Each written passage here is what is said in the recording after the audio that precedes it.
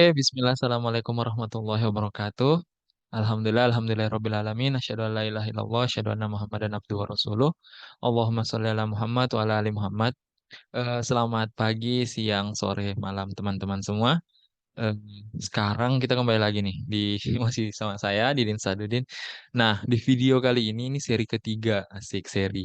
Jadi yang belum nonton dua video saya sebelumnya silahkan ditonton. Ini masih membahas tentang rekayasa perangkat lunak, tapi berbeda dengan dua video sebelumnya.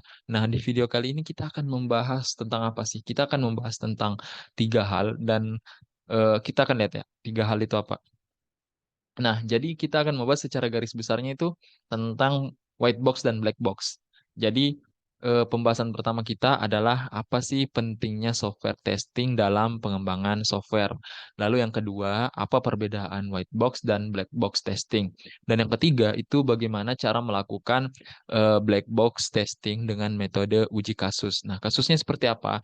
Jika sudah menonton dua video saya sebelumnya, kasusnya itu sama, kasusnya tentang eh, project saya yaitu ini pemesanan web pemesanan kos berbasis web. Jadi pemesanan web kos online berbasis website seperti itu. Jadi kalau untuk lebih pahamnya mungkin bisa dilihat nih dua video sebelumnya. Jadi biar makin paham tentang kasusnya nih, kasus projectnya nih seperti apa, seperti itu.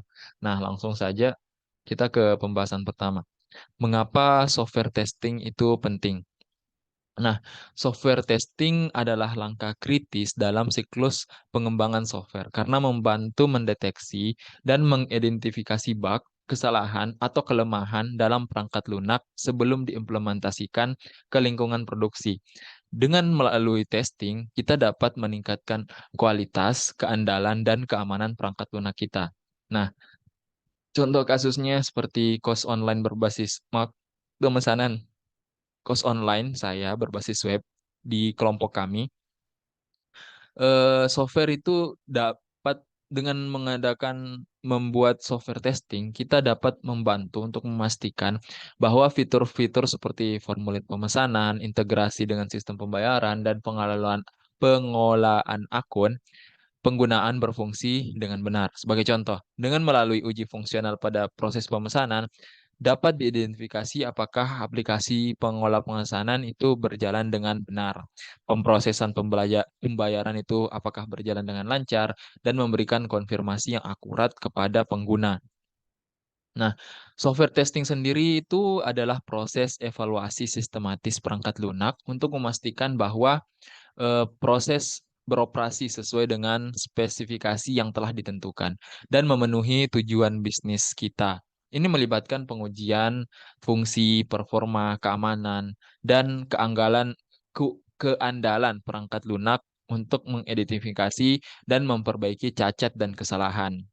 Nah, selanjutnya kita akan bahas tentang perbedaan white box dan black box testing. Nah, definisinya sendiri dari white box itu, white box juga dikenal sebagai clear box atau glass box testing, melibatkan pemeriksaan internal struktur perangkat lunak. Nah, dia berfokus pada memeriksa logika internal, aliran kontrol, dan struktur data. Nah, sedang melakukan dan juga pengetahuannya itu melakukan pemahaman detail mengenai kode sumber dan implementasi internal perangkat lunak. Sedangkan black box testing itu melibatkan pemeriksaan fungsi-fungsi perangkat lunak tanpa memperhatikan detail internal implementasinya. Fokusnya itu memeriksa input dan output yang dihasilkan oleh perangkat lunak. Pengetahuannya tidak memerlukan pemahaman detail mengenai kode sumber atau struktur internal perangkat lunak. Itu perbedaan antara white box dan black box. Nah, sekarang kita akan melakukan software testing dengan black box testing. Tapi di sini kita studi kasusnya tetap sama.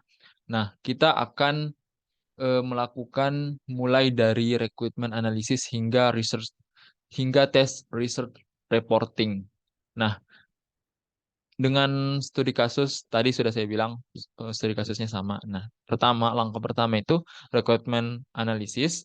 Kita identifikasi dulu nih kebutuhan fungsional dan non-fungsional. Misalnya, kita memastikan sistem mendukung pemesanan dengan berbagai opsi, menangani data pengguna dengan aman dan memberikan respon cepat. Setelah melakukan rekrutmen analisis, kita melakukan test planning, yaitu menentukan lingkup pengujian dan sumber daya yang diperlakukan. Contohnya, membuat rencana untuk menguji modul pemesanan, keamanan transaksi, dan kinerja server. Lalu setelah test planning, kita ada test case design. Menjikan menggunakan teknik seperti equivalence, lalu cause effect, grafik, dan error guessing. Contohnya mengidentifikasi kelas kesalahan potensial seperti pengisian formulir dengan informasi yang tidak valid.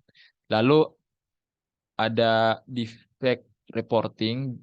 Jika terjadi kesalahan, maka laporan cacat kepada kita akan melakukan laporan cacat kepada tim pengembang. Contohnya memberikan laporan rinci tentang kesalahan pada proses pembayaran yang tidak mengizinkan pengguna untuk menyelesaikan transaksi. Nah, dan yang terakhir itu test research reporting, menyajikan hasil pengujian kepada tim pengembangan dan pemangku kepentingan. Contohnya memberikan laporan yang menunjukkan tingkat keberhasilan pengujian, jumlah kesalahan yang ditemukan, dan status kualitas aplikasi secara umum. Dengan melakukan black box testing yang tepat, kita dapat meningkatkan kualitas perangkat lunak dan memastikan bahwa aplikasi atau web yang kita develop itu berfungsi dengan sesuai harapan. Nah, mungkin cukup sampai di sini. Saya mohon maaf jika ada kurangnya. Wabillahi taufiq wal hidayah. Wassalamualaikum warahmatullahi wabarakatuh.